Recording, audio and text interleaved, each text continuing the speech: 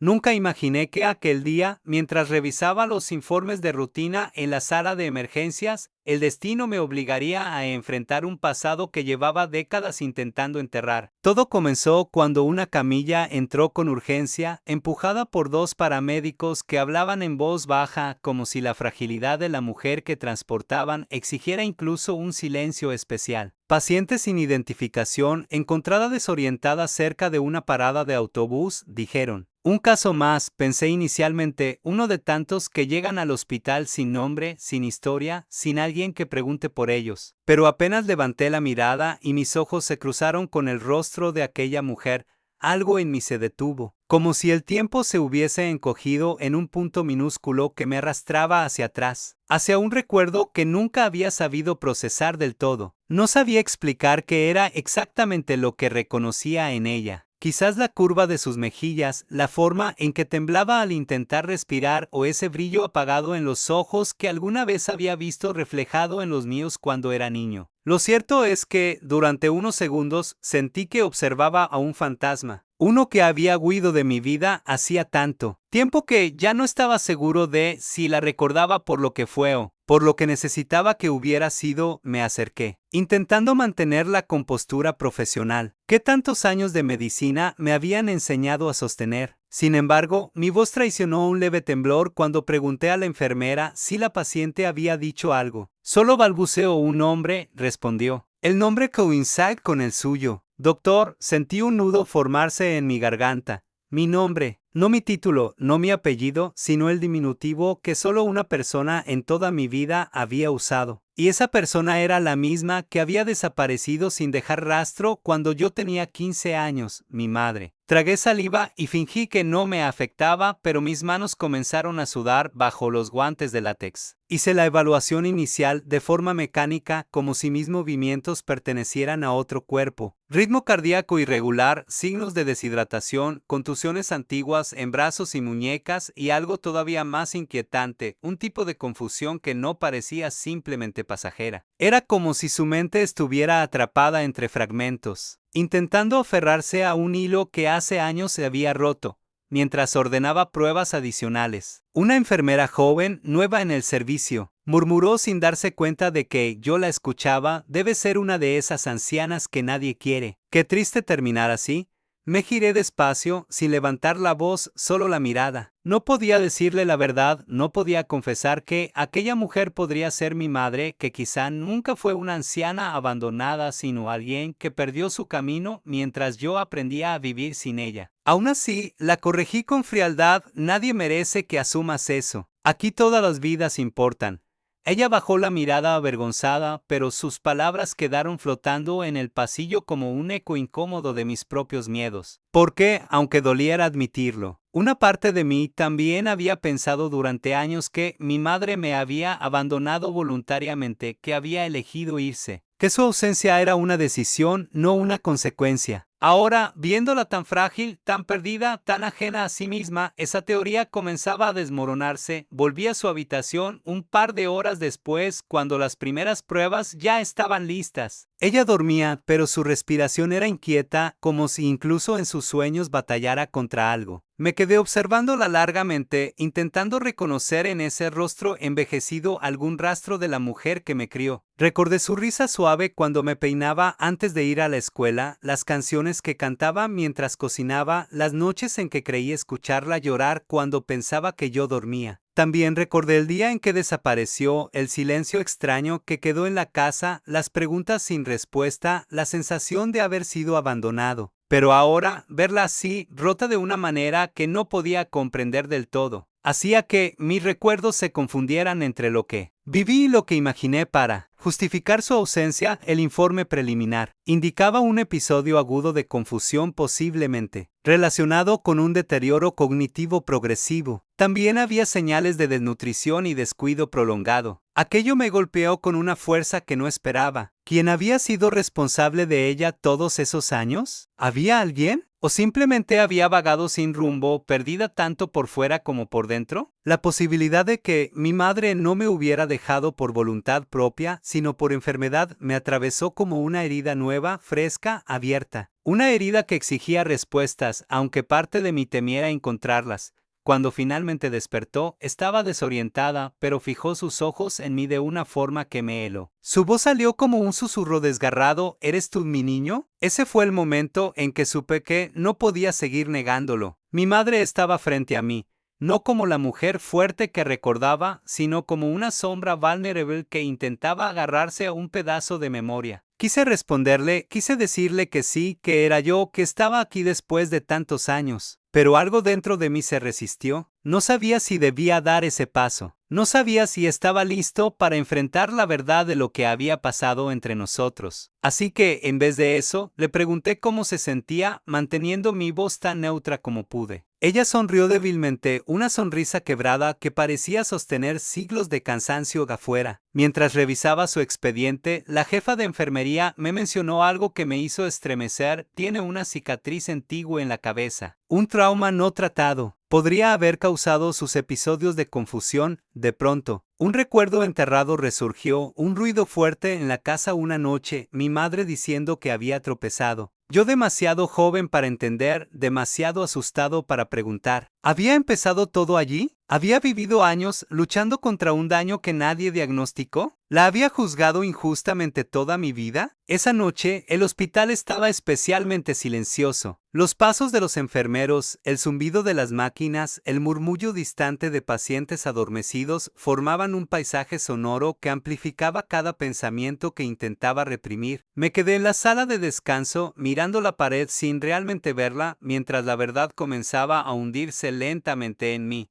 Quizás nunca entendí nada. Quizás su desaparición no fue abandono, sino consecuencia. Quizás ella también estuvo atrapada, perdida, sola, mientras yo crecía creyendo que me había dejado por elección. Volví a verla antes del amanecer. Dormía, pero su mano temblaba ligeramente. No supe si era miedo, frío o un reflejo involuntario de su deterioro. En ese instante comprendí que, más allá de todo lo que había pasado, más allá del resentimiento y los silencios, había algo que debía hacer, no solo como médico, sino como hijo. No podía dejarla así. No podía permitir que su historia terminara en el anonimato, en la confusión, en la soledad. Tenía que descubrir qué había ocurrido realmente. Tenía que reconstruir ese vacío de años. Tenía que darle, aunque fuera tarde, la dignidad que la vida le negó. Esa fue la primera vez en mucho tiempo que la miré no como un fantasma del pasado, sino como alguien que necesitaba ser encontrado. Y yo era el único que podía hacerlo. Suscríbete si crees que toda abuela merece respeto.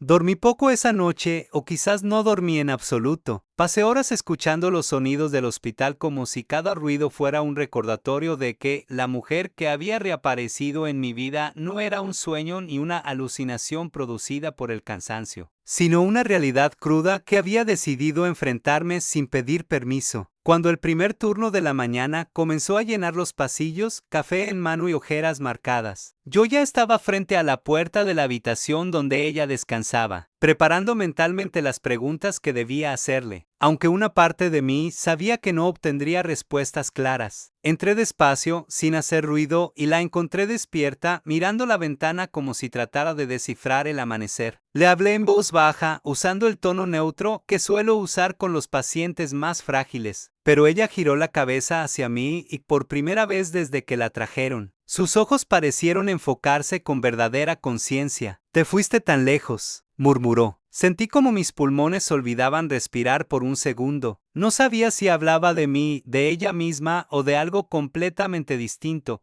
pero la frase cayó entre nosotros como una herida recién abierta. Intenté mantener la calma, preguntarle si recordaba dónde había estado, con quién vivía, si alguien la había acompañado en estos últimos años. Pero cada vez que intentaba reconstruir un recuerdo, su rostro se contraía como si una sombra dolorosa le nublara la mente. «Había una casa, creo, pero se apagó», dijo finalmente. Yo me quedé afuera.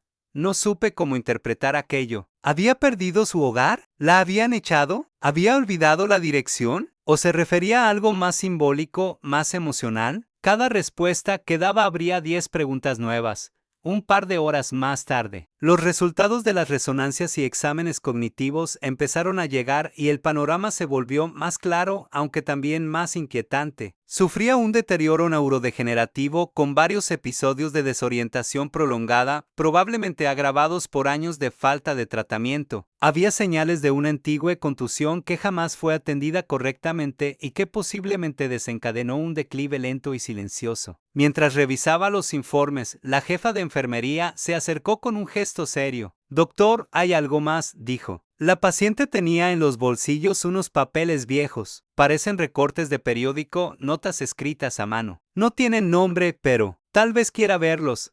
Asentí y ella me entregó un pequeño paquete envuelto en una bolsa transparente. Lo abrí con la misma delicadeza con la que se abre una reliquia. Dentro encontré una foto descolorida de cuando yo tenía unos 10 años. Salía sonriendo con un pastel de cumpleaños en las manos, y ella detrás de mí, con esa mirada cálida que creía haber olvidado. El papel estaba arrugado como si hubiera sido doblado y desdoblado cientos de veces. También había una nota, escrita con su letra temblorosa: «Mi niño sigue creciendo aunque yo no esté».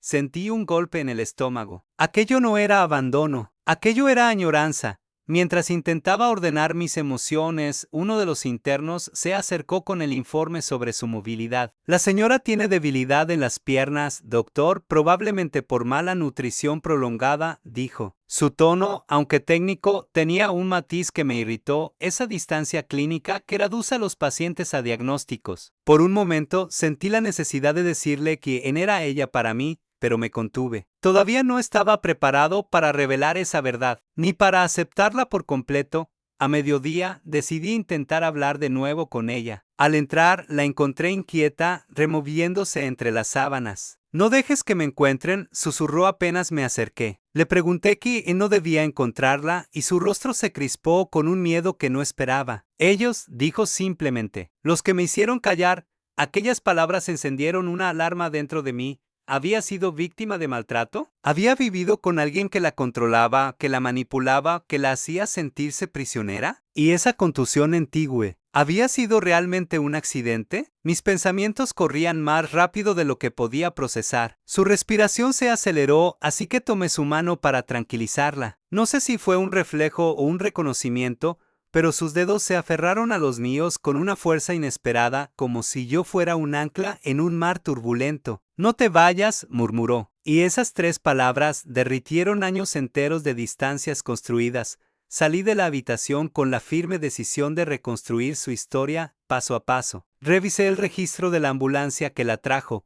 Había sido encontrada cerca de una carretera secundaria, aparentemente sola, sin identificación, sin pertenencias significativas más allá de los papeles arrugados que ahora descansaban en mi bolsillo. La trabajadora social del hospital me dijo que, según los paramédicos, parecía haber estado vagando por horas, tal vez días. «Nadie ha preguntado por ella», agregó. «A veces pasa, pero la manera en que lo dijo me resultó insoportable, como si lo normal fuera que una mujer mayor se desvaneciera del mundo sin que nadie lo notara». «No debería pasar», respondí con frialdad. Ella se encogió de hombros, acostumbrada a la indiferencia del sistema. Por la tarde, mientras continuaba revisando datos, un recuerdo que creía enterrado regresó con fuerza. Tenía 12 años cuando ocurrió. Una noche escuché un golpe fuerte en la casa. Mi madre dijo que había tropezado con un mueble, pero la vi llevarse la mano a la cabeza con un gesto de dolor. No volví a ver la herida, ni ella volvió a mencionarla. Pero ahora, viendo los resultados de la resonancia, la conexión se volvió dolorosamente clara. ¿Había empezado su deterioro aquel día? ¿Había vivido años confundida mientras yo la juzgaba por haberme dejado? Esa idea me rompió de una manera que no sabía describir. A media tarde, una enfermera entró corriendo en mi oficina. «Doctor, su paciente». La señora intentó levantarse sola.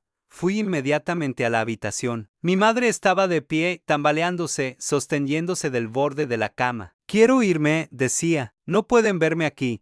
Intenté calmarla, explicarle que estaba a salvo, que nadie iba a hacerle daño, pero sus ojos seguían reflejando un temor profundo. «Me quitaron todo», murmuró. «Incluso mi nombre». Cuando dijo eso, sentí como mi respiración se detenía. ¿Había vivido bajo otro nombre? ¿Había sido manipulada para perder su identidad? ¿O su mente fragmentada simplemente no encontraba un lugar donde pertenecer? La senté con cuidado y mientras la monitoreábamos, una joven enfermera me susurró, doctor, ella lo llama por un nombre que no es el suyo profesional. ¿Es familia suya? Mi corazón se tensó. Era inevitable. Su cercanía, sus palabras, el modo en que decía mi diminutivo. Todo delataba una intimidad imposible de justificar de otra forma. Pero aún no podía admitirlo. No, respondí suavemente, pero es evidente que fui una figura importante en algún momento de su vida. La enfermera asintió. Aunque no parecía convencida, el día terminó con un cansancio que no era físico sino emocional. Mientras el sol se ocultaba tras las ventanas largas del pasillo, me quedé apoyado contra la pared, sintiendo el peso de una verdad que seguía creciendo dentro de mí. No solo tenía que tratar a mi madre como paciente, sino también enfrentar el hecho de que mi vida entera había sido moldeada por una ausencia que jamás comprendí. Y ahora que ella había vuelto, rota, perdida, vulnerable, yo debía ser quien reconstruyera todo, aunque doliera, aunque me reclamara, aunque descubriera cosas que preferiría no saber. Esa noche, antes de irme, entré por última vez en su habitación. Dormía, pero tenía el ceño ligeramente fruncido, como si sus sueños fueran una batalla interminable. Me acerqué y acomodé las sábanas sobre sus hombros. Cuando estaba por salir, la escuché murmurar en sueños, perdóname. Me quedé inmóvil con la mano en el picaporte. No sabía si aquel perdón era para mí, para sí misma o para la vida que la había expulsado de su propio camino. Pero en ese susurro había una verdad silenciosa. Ambos estábamos rotos. Ambos debíamos empezar desde ese punto. Salí de la habitación con un pensamiento claro, preciso, inevitable. Descubriría qué le pasó. Aunque el pasado doliera, aunque tuviera que desenterrar heridas que prefería no recordar, no podía dejarla sumergida en la confusión. Era mi deber como médico, y mucho más como hijo. Suscríbete si crees que toda abuela merece respeto.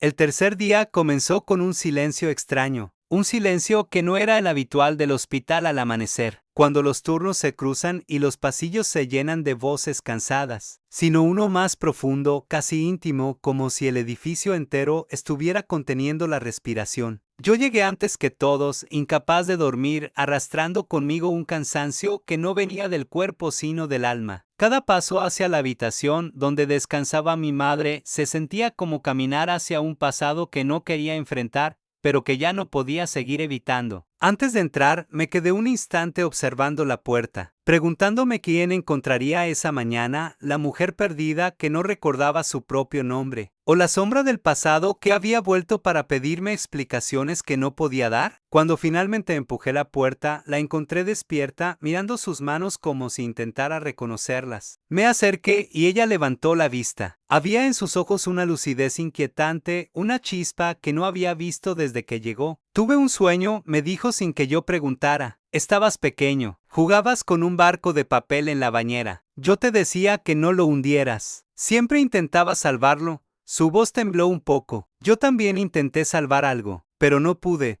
Aquellas palabras me atravesaron con una claridad dolorosa. ¿Qué había intentado salvar? ¿A quién? ¿De qué? ¿Y cómo encajaba eso con todos los recuerdos incompletos que cargaba desde mi adolescencia? Le pregunté con suavidad si recordaba dónde vivió en los últimos años, si estuvo con alguien, si alguna persona la acompañó o la controló. Cerró los ojos, respiró hondo y murmuró, había una casa, pero no era mía. Yo estaba prestada. Aquella respuesta me inquietó más de lo que esperaba. Una casa en la que no era dueña, una vida prestada, un espacio ajeno. ¿Vivía con alguien que no la quería? ¿O con alguien que la trató como una carga? Intenté indagar más, pero su lucidez se desvaneció tan rápido como había llegado. Su mirada volvió a perderse en la distancia, atrapada en algún rincón de su mente donde yo no podía alcanzarla. Era como si cada destello de claridad fuera una puerta que se abría apenas unos segundos antes de volver a cerrarse con fuerza, a media mañana.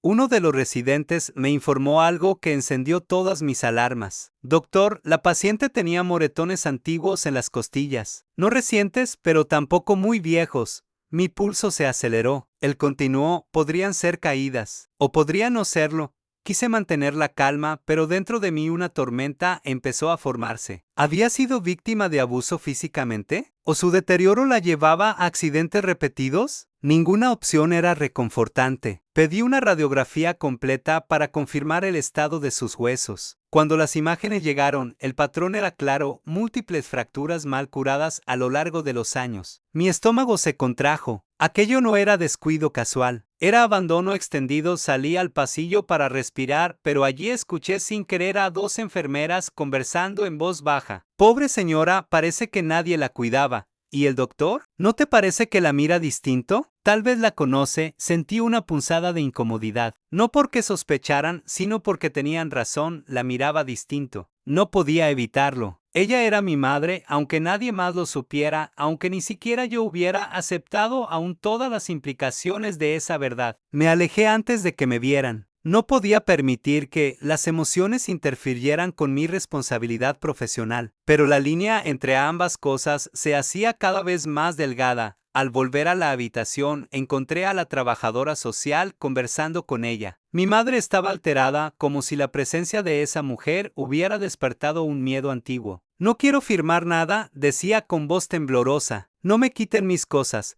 La trabajadora social intentó tranquilizarla, explicándole que no había nada que firmar, que solo quería saber si tenía familiares, un domicilio, un contacto de emergencia. Pero mi madre se llevó las manos a la cabeza, negando repetidamente. No pueden encontrarme, insistió. Sí me encuentran. Me pierdo de nuevo. Al escucharla, sentí un escalofrío recorrerme la espalda. ¿Quiénes eran ellos? ¿Quién podía hacer que una mujer de su edad temblara así, incluso en un hospital donde debería sentirse a salvo? Intervine para tranquilizarla, usando un tono más suave del que uso con cualquier otro paciente. Ella se calmó apenas escuchó mi voz. Fue en ese momento cuando la trabajadora social me miró con una expresión que no pude evitar notar. «Doctor, ¿seguro que no es familia suya?» Me tensé. «No», respondí rápido. «Solo he pasado más tiempo con ella porque su caso es complejo». Pero incluso mientras decía esas palabras, supe que sonaba a mentira. Aún así, era demasiado pronto para revelar la verdad. No podía arriesgarme a perder su custodia médica o permitir que alguien la trasladara a otro lugar sin comprender completamente lo que le había ocurrido. Ese día me propuse reconstruir su vida, aunque fuera pieza por pieza. Volví a revisar sus pertenencias. Entre ellas, encontré un recibo arrugado de una tienda en las afueras de la ciudad, fechado 2 meses atrás. Una pista. También una tarjeta de autobús con un saldo mínimo, lo que indicaba que había viajado sola recientemente. Y en el borde interior de su chaqueta, muy escondido, encontré algo que me hizo detenerme, un hilo suelto que parecía haber sostenido algo, como si allí hubiera estado cosido un nombre o una etiqueta que fue arrancada. ¿Por quién? ¿Por ella? ¿Por alguien más? Esa tarde, ella volvió a tener un destello de claridad. Me llamó por mi diminutivo, ese nombre que nadie ha usado desde que ella desapareció. Tú creciste sin mí. Yo lo sé, dijo con la voz quebrada. Quise volver, muchas veces, pero alguien me decía que era tarde. Le pregunté quién le decía eso, pero su mirada cambió de inmediato, como si esa pregunta activara un mecanismo de defensa. Sus labios se apretaron y comenzó a llorar en silencio. No un llanto fuerte, sino ese llanto mudo de quienes ya no tienen fuerzas para resistir. Me senté a su lado y, sin pensarlo, tomé su mano. No lo hice como médico, sino como hijo. Ella apoyó su cabeza en mi brazo y por un instante breve sentí la misma calidez que recordaba de mi niñez. Pero ese instante se esfumó cuando murmuró, «No me dejes donde me encontraron». Ese ruego, tan simple y tan devastador, me confirmó lo que ya sospechaba. Ella venía de un lugar peligroso, o al menos un lugar donde no era cuidada. Al caer la tarde, la enfermera jefa me informó que la paciente había tenido un episodio de confusión severa. Intentó salir de la habitación diciendo que tenía que esconderse. La encontraron cerca del ascensor, perdida y temblando. Cuando volví a internarla en la cama, ella me miró con terror. «No los dejes llevarme. No quiero desaparecer otra vez». Aquello me quebró por dentro. ¿Había sido silenciada? ¿Separada de su vida? ¿Controlada por alguien? ¿O su mente, fragmentada, transformaba viejos miedos en amenazas constantes? No podía saberlo todavía, pero lo que sí sabía era que había vivido algo que la había marcado profundamente. Esa noche, después de que el hospital se calmara, fui a la habitación en silencio. Ella dormía, pero respiraba con dificultad, como si incluso descansar fuera una lucha. Cuando iba a darme la vuelta para irme, vi que, debajo de su almohada, había algo sobresaliendo. Saqué con cuidado lo que parecía ser un pedazo de papel doblado muchas veces. Lo abrí. Era una lista escrita torpemente con frases incompletas: no olvidar mi nombre, no dejar que me lleven, si lo encuentro, el saber casa azul real. No confiar en él. Me quedé mirando esa nota durante largos segundos. Era la evidencia más concreta de que mi madre había estado intentando reconstruir su identidad mientras el mundo alrededor la deshacía lentamente. Pero él, ¿quién era él? ¿Un cuidador? ¿Un hombre con quien vivió? ¿Alguien que la manipuló? ¿O un simple delirio? Guardé el papel. Sentí algo encenderse dentro de mí, una mezcla de rabia y determinación. Ya no se trataba solo de descubrir qué le había pasado. Se trataba de protegerla. Esta vez no como médico, sino como hijo. De esa noche, mientras salía del hospital, tomé una decisión silenciosa pero firme. Investigaría cada pista, cada nombre, cada fractura, cada recuerdo roto. Y encontraría la verdad, aunque me doliera, aunque cambiara todo lo que quería saber sobre mi propia historia. Suscríbete si crees que toda abuela merece respeto. El cuarto día amaneció con un cielo gris que parecía reflejar exactamente lo que llevaba dentro del pecho. Mientras caminaba hacia el hospital, la ciudad estaba aún medio dormida, envuelta en esa calma frágil que precede a las horas más agitadas. Sentía un peso extraño entre los hombros, como si cada paso que daba me acercara no solo a mi madre, sino a una verdad que había estado evitando toda mi vida. Cuando entré en su habitación, ella estaba sentada, algo que no había logrado hacer sola en días. Miraba por la ventana con una expresión que mezclaba miedo y una especie de determinación silenciosa. Al escucharme entrar, giró la cabeza y dijo con un susurro leve: anoche lo escuché. Me quedé quieto. ¿A quién escuchaste, mamá? Ella apretó las manos sobre las sábanas. A él. Estaba en el pasillo. Me dijo que me fuera, que ya no tenía lugar. Su respiración se aceleró. Me acerqué tranquilamente, asegurándole que nadie había entrado, que los pasillos estaban vigilados. Pero ella negó con la cabeza. No entiendes. Él viene cuando no lo miran.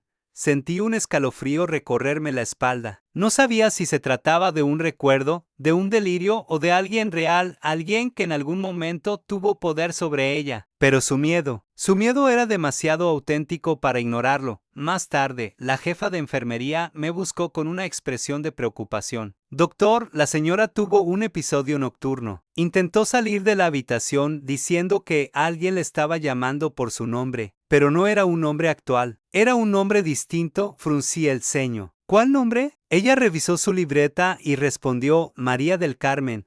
Mi corazón se detuvo un segundo. Ese era el nombre completo de mi madre, aquel que había dejado de usar décadas atrás, aquel que yo mismo había olvidado pronunciar. ¿Cómo había vuelto a su memoria justo ahora? ¿Qué lo había despertado? Decidí hablar con ella con más profundidad. Volví a la habitación cuando el hospital ya estaba más tranquilo. Me senté a su lado y le pregunté con suavidad: mamá, ¿quién es él? Ella tragó saliva como si la respuesta le quemara por dentro. Un hombre que me ayudó al principio, o eso creí. Sus ojos se humedecieron, pero luego me dijo que no podía volver contigo, que era mejor que me quedara donde estaba, que tú estabas mejor sin mí. Sentí una oleada de rabia silenciosa, fría, contenida. ¿Quién se había atrevido a separarla de mí? ¿Quién le había dicho que su hijo estaba mejor sin ella? ¿Quién había manipulado su vida hasta borrar su identidad? Pero antes de seguir preguntando, ella agregó algo que me heló aún más. Me llevó a una casa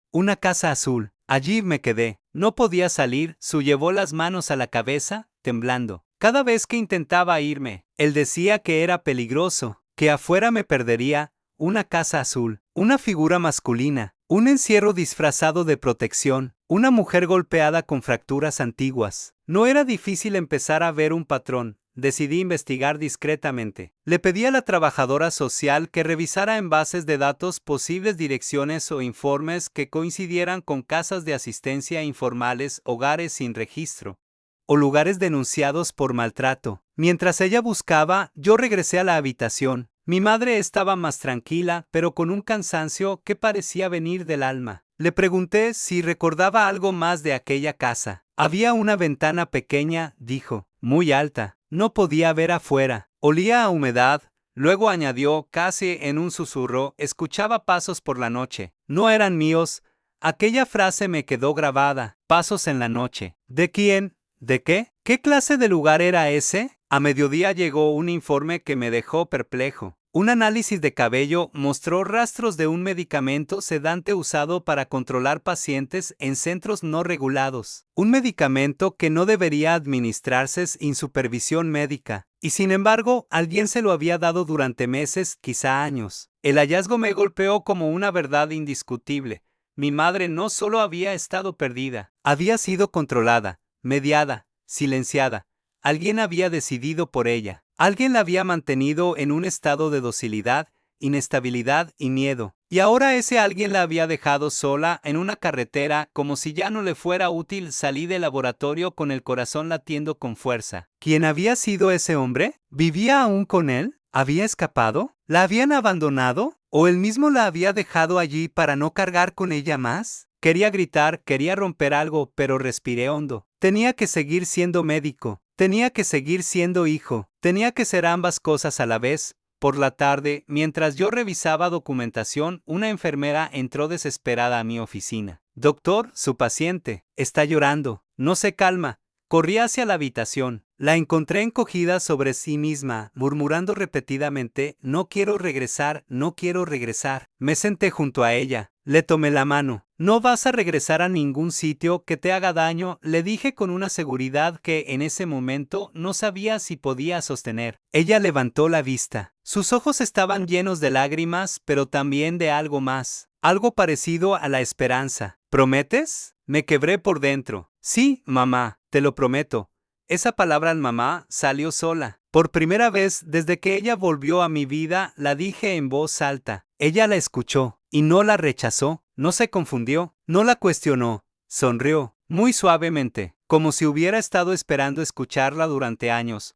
Más tarde, mientras la noche caía sobre el hospital, la trabajadora social regresó con información que heló la sangre. Doctor, encontramos un reporte de una denuncia hace años, archivado, sin seguimiento. Una mujer mayor viviendo con un hombre no pariente en una casa azul en las afueras. La denuncia decía que la señora parecía desorientada, que el hombre no la dejaba salir, que decía que era para su propio bien. Mi respiración se aceleró. ¿Un hombre? Pregunté. Ella negó. El denunciante no lo sabía. Él nunca salía de la casa cuando había visitas. ¿Y la mujer? La trabajadora social me miró con una mezcla de lástima y certeza. La descripción. Coincide con su madre, me apoyé en la pared. Todo encajaba, todo.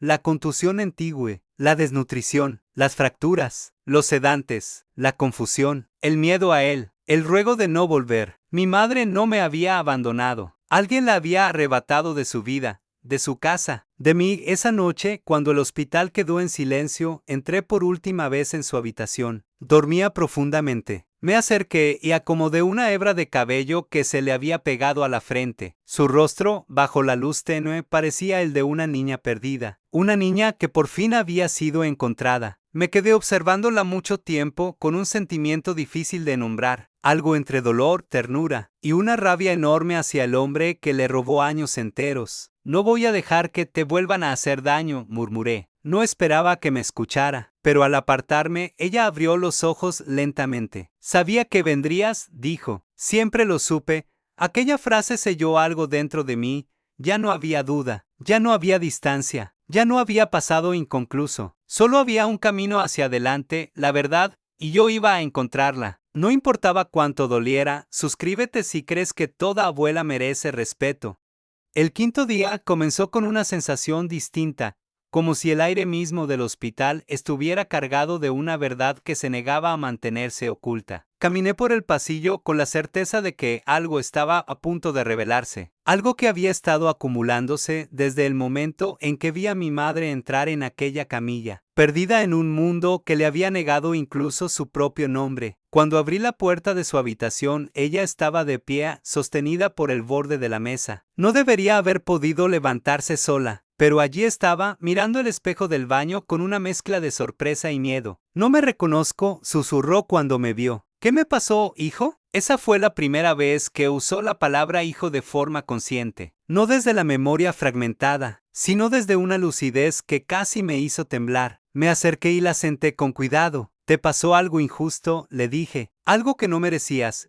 Ella cerró los ojos como si esas palabras la tocaran en un lugar profundo. Él decía que yo estaba enferma, murmuró, que no podía volver contigo porque te haría daño. Su voz se quebró. Yo le creí, tomé aire lentamente. Todo apuntaba a él, ese hombre sin nombre que había entrado en su vida para deshacerla poco a poco. No sabía quién era ni por qué la había hecho desaparecer, pero comenzaba a comprender cómo lo había logrado. Miedo, manipulación, aislamiento. Herramientas crueles usadas sobre una mujer vulnerable. Mamá, dije despacio, ¿recuerdas cómo lo conociste? Ella frunció el ceño como si su mente buscara entre sombras viejas. Era amable al principio. Me habló en una parada de autobús. Dijo que yo parecía perdida. Me acompañó a casa. Tragó saliva. Pero esa no era mi casa. Sentí un escalofrío recorrer mi espalda. Me dijo que era temporal, que tú ya habías crecido, que yo te haría daño si volvía. Su voz se apagó. No pude evitarlo, apreté los puños. La había separado de mí usando la culpa. La había encerrado usando el miedo. A media mañana, la trabajadora social vino a verme con nuevos datos. Había encontrado registros de personas denunciadas por retener a adultos mayores en condiciones precarias. Entre los informes había varios nombres, pero uno destacó: un hombre que durante años había cuidado a mujeres mayores sin familia cercana. Un hombre que se mudaba con frecuencia. Un hombre que siempre actuaba solo. Un hombre que los vecinos recordaban como agradable, pero muy controlador. Cuando escuché la descripción, algo en mí se tensó. Sentí rabia, impotencia, pero también una determinación que me sorprendió. Le pedí a la trabajadora social que siguiera buscando direcciones antiguas. La Casa Azul tenía que estar en algún registro, incluso si era uno abandonado. Esa misma tarde, mi madre volvió a tener un momento de lucidez. Me pidió sentarse junto a la ventana. Quería ver la calle. Hace años que no veo gente pasar libremente, dijo con un hilo de voz. Allá, solo escuchaba pasos detrás de la puerta. Él no me dejaba ver más. Su tocó los brazos como si aún sintiera el peso de aquel encierro. Cuando me quejaba, me daba pastillas, para que durmiera, para que olvidara. Ahogué la rabia porque no quería asustarla. Me limité a decirle que estaba a salvo, que nunca más volvería a ese lugar. Ella me miró como si quisiera creerme, pero aún no pudiera. Más tarde, mientras revisaba unos documentos, una enfermera entró apresurada. Doctor, la señora dice que recuerda una dirección. Sentí un vuelco en el pecho. Fui a la habitación. Mi madre, con los ojos muy abiertos, dijo: calle del Roble, número 30 y... De pronto, se detuvo. Su respiración se volvió errática. El recuerdo se le escapaba entre los dedos. Me arrodillé frente a ella. Está bien, no tienes que forzarlo. Pero ella negó con la cabeza. Lo sabía, lo sabía. Las palabras se diluyeron en llanto. Fue un momento duro porque entendí que su mente luchaba por entregarme piezas de un rompecabezas que había sido manipulado durante años. Durante el resto del día, estuvo inquieta, como si por dentro estuviera luchando contra un torbellino. En un momento me dijo: él me decía que yo te había abandonado, que tú estabas enojado conmigo, que si volvía, tú no me abrirías la puerta. Apreté su mano. Nunca te habría cerrado la puerta. Ella me miró con una tristeza tan profunda que tuve que apartar la vista para no romperme allí mismo. Pero yo le creí, dijo. Cada vez que quería irme, él me decía que no sabría llegar, que no recordaría el camino. Aquello explicaba todo: la pérdida de identidad, el miedo a salir, la confusión. Años de manipulación habían moldeado su mente hasta borrar cualquier certeza. Al caer la tarde, recibí la llamada que cambiaría el rumbo de todo. La trabajadora social había localizado una casa azul abandonada, registrada a nombre de un hombre que coincidía con la descripción recibida. Estaba a las afueras, en una zona aislada. Doctor, creo que esa es la casa de su madre. Me quedé en silencio largo rato. Luego, con un nudo en la garganta, pedí que prepararan un informe legal. No sabía lo que iba a encontrar allí, pero tenía que ir. Tenía que ver con mis propios ojos el lugar donde mi madre había sido ocultada del mundo. Esa noche, antes de irme, pasé a verla. Estaba más tranquila. Le conté que habíamos encontrado algo, una posible dirección. Ella respiró hondo, como si llevara años esperando que alguien dijera esas palabras. No vuelvas allí, dijo repentinamente, agarrando mi muñeca con una fuerza que no creí que tuviera. Ese lugar, no quiere que nadie lo recuerde. Sus ojos estaban llenos de pánico. Él tampoco. Intenté tranquilizarla, pero ella seguía temblando. Si vuelves, él sabrá, siempre lo sabe. Me quedé helado, no por sus palabras, sino por la certeza con la que las pronunció, como si ese hombre aún fuera una sombra real, latente, esperando en algún rincón de la ciudad. La abracé con delicadeza. No te preocupes, susurré, no dejaré que nada te toque. Ella apoyó la cabeza en mi hombro, agotada. Su fragilidad me atravesó como una advertencia. Había pasado demasiado tiempo sola, demasiado tiempo encerrada, demasiado tiempo silenciada. Ahora tenía miedo incluso de la libertad. Cuando salí de su habitación ya había tomado una decisión. Iría a la Casa Azul. Iría a buscar pruebas, respuestas, o lo que fuera que me ayudara a entender quién había tomado su vida y la había doblado hasta romperla. No podía seguir tratando a mi madre sin saber de qué la estaba tratando. Necesitaba la verdad, y la encontraría, aunque significara enfrentar a ese hombre, aunque significara enfrentar a mis propios recuerdos, aunque significara volver a un pasado que siempre quise evitar mientras caminaba hacia la salida del hospital. Entendí algo que me acompañaría todos los días siguientes. Algunos pacientes no necesitan solo una cura, sino un testigo, alguien que vea lo que les hicieron, alguien que valide que su dolor existió, y yo sería ese testigo para mi madre. La noche afuera era fría, pero por primera vez sentí que tenía un camino. No uno fácil, pero sí uno necesario. Y mientras avanzaba entre sombras, su voz volvió a mí, suave y temblorosa: no dejes que me encuentren. Mi corazón se apretó. No sabía aún quién era él, pero sabía que, fuera quien fuera, iba a encontrarlo antes de que él regresara a buscarla. Suscríbete si crees que toda abuela merece respeto.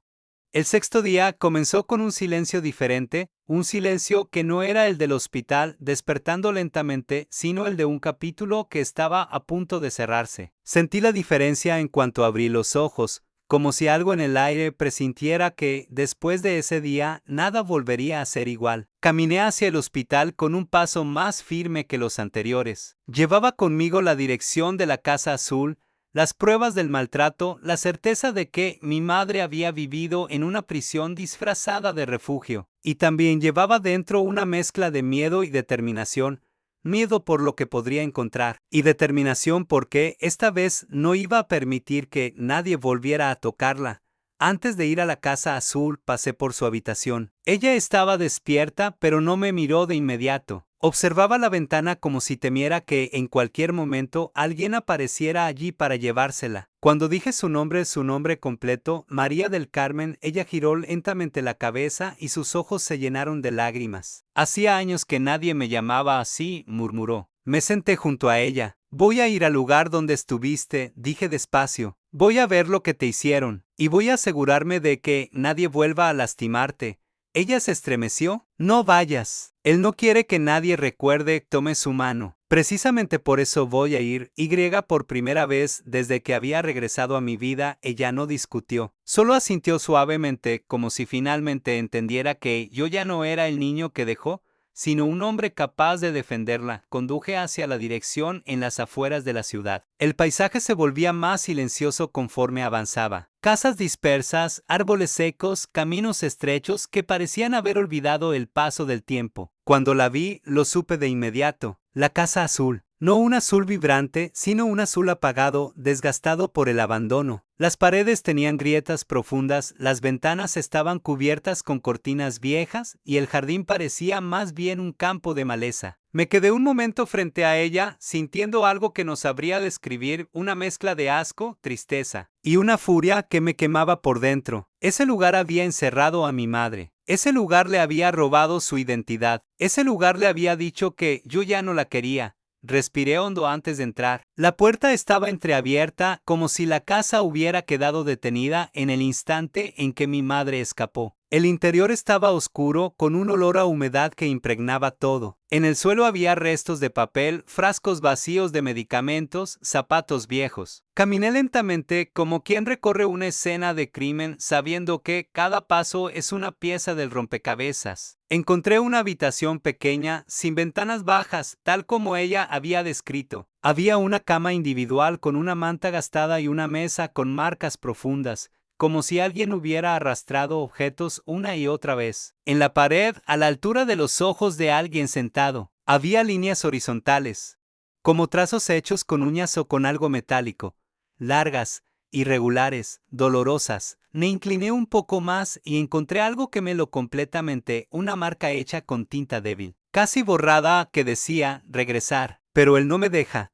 Toqué esa frase con la punta de mis dedos. Mi madre había escrito eso en un intento desesperado por dejar constancia de su encierro, de su deseo de volver conmigo, de la sombra que la retenía. Sentí un nudo en la garganta. Me quedé allí, en silencio, sintiendo la presencia fantasma de todo lo que ella había vivido en ese espacio.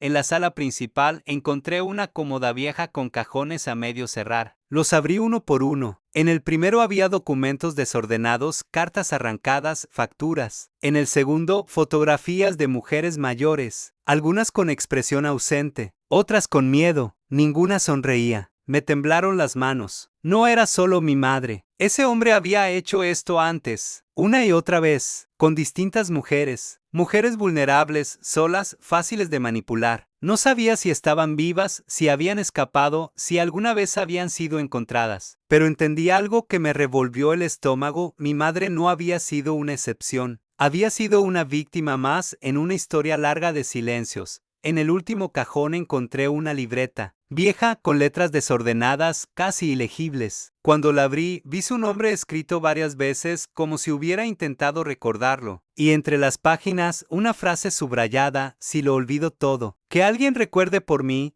No pude contener la emoción. Cerré los ojos y exhalé profundamente. Esa libreta era su grito atrapado, su resistencia silenciosa, su última forma de no desaparecer del todo. Tomé fotografías de todo. Documenté cada rincón, cada objeto, cada prueba. No sabía aún cómo usaría esa información, pero sabía que debía hacerlo. Cuando salí de la casa, el viento golpeó la puerta suavemente, como si quisiera cerrarla, como si quisiera devorar de nuevo todo rastro de lo que allí había pasado. Pero ya era tarde. Esa casa había dejado de ser un secreto. Regresé al hospital sin detenerme. Cuando entré en su habitación, ella dormía. Me senté junto a su cama y esperé a que despertara. Cuando abrió los ojos y me vio, algo en su expresión cambió, como si percibiera que había cumplido con algo que ella no podía. Fuiste, dijo en un susurro. Asentí. Lo vi todo. Ella apretó mi mano. No quiero que él regrese. No lo hará, respondí con firmeza. No más. Ese mismo día informé a las autoridades. Entregué pruebas. Mostré fotografías. Expliqué lo ocurrido. Hubo incredulidad al principio, luego inquietud, después indignación. Lo buscarían. Buscarían a ese hombre que había manipulado, encerrado y desaparecido mujeres durante años. Tal vez lo encontrarían, tal vez no. Pero ahora el silencio estaba roto, y eso ya era un acto de justicia, un acto pequeño pero necesario.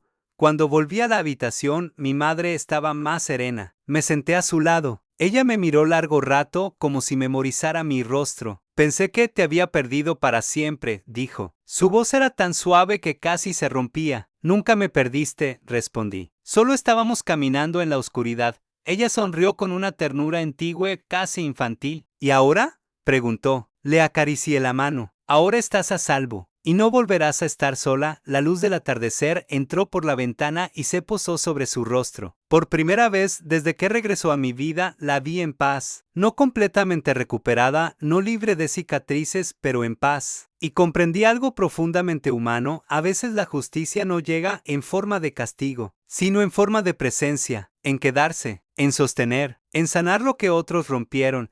Mientras cerraba los ojos para descansar, ella murmuró: gracias por venir a buscarme. Yo entendí que, en realidad, siempre la estaba buscando. Incluso cuando no lo sabía, de esa noche, al salir del hospital, sentí que una historia se cerraba. No perfecta, no justa del todo, pero cerrada al fin. Y mientras caminaba bajo la luz tenue de los pasillos, pensé en todas las mujeres que vivieron historias como la suya. Mujeres invisibles, calladas, arrancadas de su propio nombre. Y supe que, aunque no podía salvarlas a todas, había salvado al menos a una. La única que, para mí, lo era todo. Suscríbete si crees que toda abuela merece respeto.